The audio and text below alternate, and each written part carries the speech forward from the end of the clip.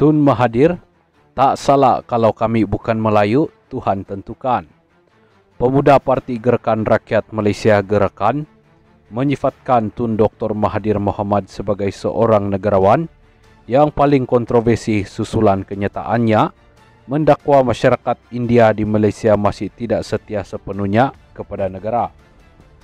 Ketuanya Wong Chia Zain berkata, rakyat Malaysia khususnya bukan Melayu akur di bawah pemerintahan dan pemimpinnya sebelum ini, selain masih sayang dan menghormati beliau sebagai Perdana Menteri yang berkhidmat paling lama. Sebagai buktinya, Chia Zain berkata, tiada usaha menjatuhkan beliau dibuat daripada golongan bukan Melayu. Yang ada hanya daripada orang Melayu sendiri dalam UMNO yang menyebabkan perpecahan semangat 46. Tun perlu sedar dan terima negara ini milik semua. Tidak salah kalau kami kaum bukan Melayu, kerana itu bukanlah pilihan kami. Itu Tuhan yang tentukan, Tun, katanya.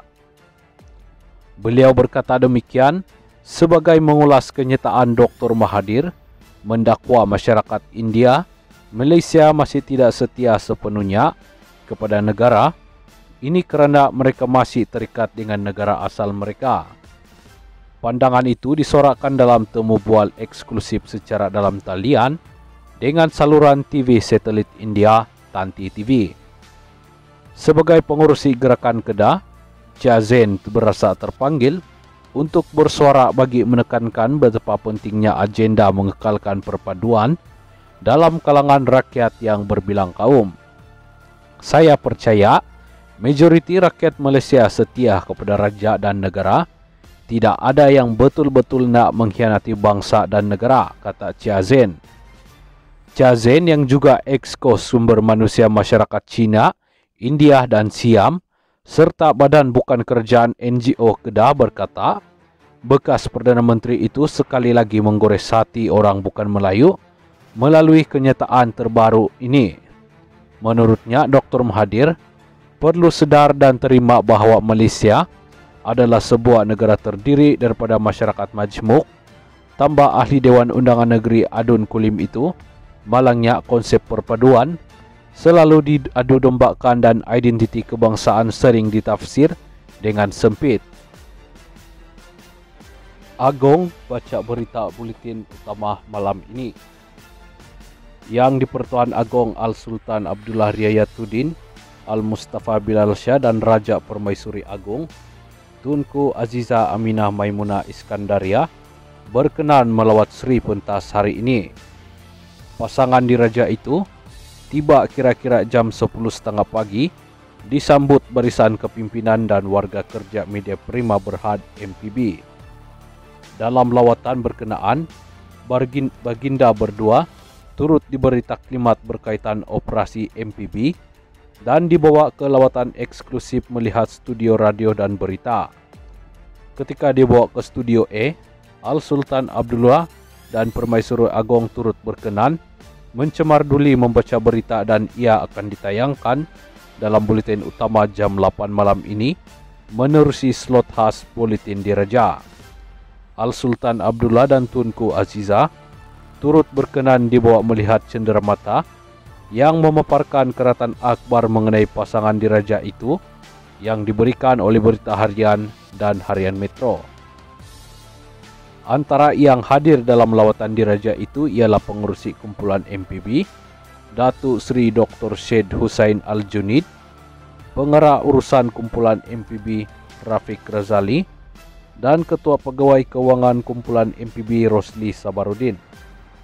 Hadir sama pengarang urusan kumpulan The New Straight Time Press Berhad Datuk Ahmad Zaini Kamaruzaman, timbalan pengarang kumpulan BHM Tili Nadadan, pengarang kumpulan New Straight Times Faranas Karim dan pengarang eksekutif Yusri Abdul Malik.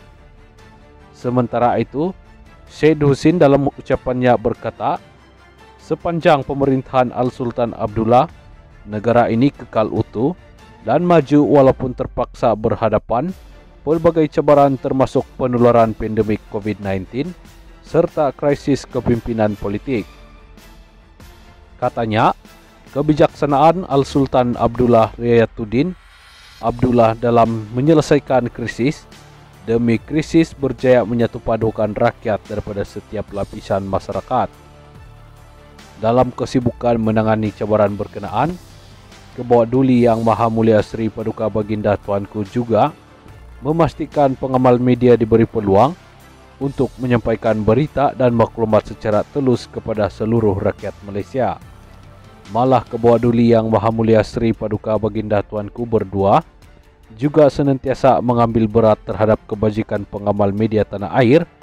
Contoh yang paling baik adalah apabila Baginda Tuanku berdua sentiasa memastikan wartawan yang bertugas di Istana Negara menerima layanan terbaik oleh pihak istana.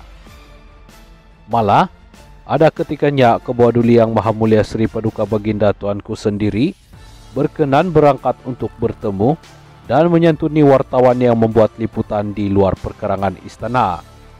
Keprihatinan Kebawa Duli Yang Maha Mulia Sri Paduka Baginda Tuanku berdua ini amatlah dihargai dan akan sentiasa dalam ingatan pengamal media, katanya. Syed Hussein turut merapak sembah menjunjung setinggi-tinggi kasih kepada Raja Permaisuri Agong kerana berkenan mengizinkan MPB menjadi lokasi pameran karya seni Baginda. Baginda berdua turut berkenan melihat tayangan trailer episod khas rancangan Majalah 3 yang akan memaparkan kepimpinan dan sumbangan besar Baginda berdua kepada rakyat Malaysia sepanjang tempoh bersemayam di atas singgasana takhta pemerintah.